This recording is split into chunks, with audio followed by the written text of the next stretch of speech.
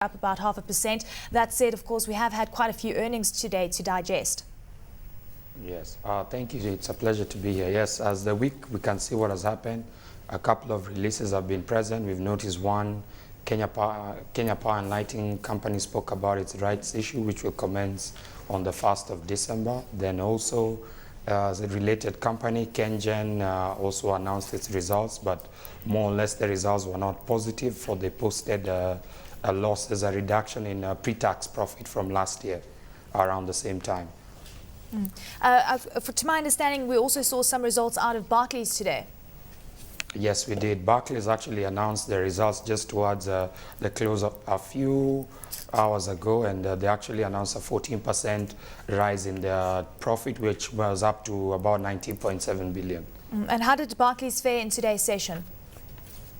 Well, normally in terms of the announcement, because the announcement comes way much later towards the market, but it's been fairly traded. If you look at the most active counters within the financial sectors, actually notice Cooperative Bank has been one of the most active, and followed by Equity Bank. Barclays has more or less maintained a status quo of trading.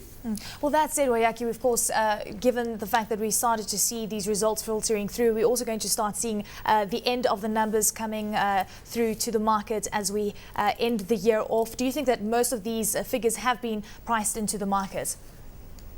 Well, I would not say yes at the moment, because we still have, give or take, about 3 or 4 weeks of trading. And we're actually, let's just put it 3 weeks, because usually the last week of trading being the festive season, there's really not much. But when you look at the way it has been, yes, we could say tentatively we're bound to see as much as what we've seen right now. Let's touch on KPLC. I mean, you mentioned it a little earlier. They did speak about their rights issue. They're planning to raise around 9.5 billion shillings. Of course, the rights issue is going to open on the 1st of December. A lot of optimism coming through for this company, it seems. How are traders playing the stock right now? Well, I think a lot of them are lined up for it. It's actually a very positive, and I foresee them having an oversubscribed rights issue because of the potential of Kenya Power and Lighting. And then going by what it is right now and what it entails going forward. So it might just be a very, very well-subscribed rights issue, going by the market trends and what has been the stake with regards to retail investors, as well as long-term and large investors. Let's touch on East Africa, Portland, a company that has, of course, been hampered extensively by the competition, of course, margins being squeezed, and it's all about producing cement in the most optimum way, which we know Athi River Mining has, of course, mastered, it seems, in the East African region. Yes. Well, if you notice, by the way, even the announcement, the result, they released their results, there was actually a significant loss on their part. Well, they attributed this to a loan that they got way back in 1996 that was actually yen denominated, and owing to the currency increase and the strengthening of the yen, this proved to be of slight disadvantage to them as far as profits or as far as balancing their books was concerned.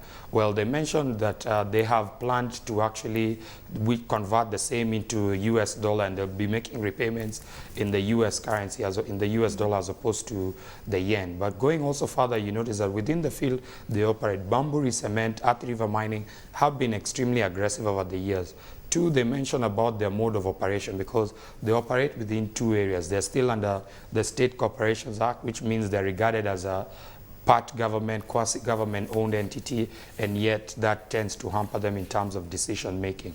Well, they have come up with positive news whereby they set to turn one of their retail plant outlets in Uganda to a fully fledged factory at a cost of about 10 billion, which will in essence expand their reach in terms of getting into the Rwandan economy. So much is yet to be seen, but going by it, we notice that at the moment where they're operating, the likes of Bamburi and Athi River are really eating up into their profit share. Waiyaki, let's touch on the likes of Deacons, of course, the clothing supplier as well in Kenya, a company that is doing relatively well. And we're starting to see a bit of a trend emerging in the East African region, where a lot of these unlisted companies are doing relatively well, and they do have plans to list. Do you think it's something that is going to really hit the market extensively come early 2011?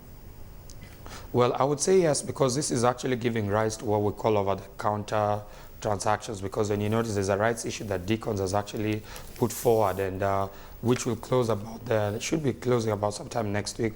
I beg your pardon, the date is not clear at the moment. But yes, it's showing a trend, a positive trend, whereby alternative to the stock market, we have what is over-the-counter trading, and it's proving to be quite profitable and will allow a lot of people to have now diversity as far as investments are concerned. And also, going by the nature of the business, you notice that within the ambit that it's trading, it's actually been a very profitable company with its retail outlets. Actually holds the franchise for the Mr. Price outlets here in Kenya, as well as for U2 and other franchises.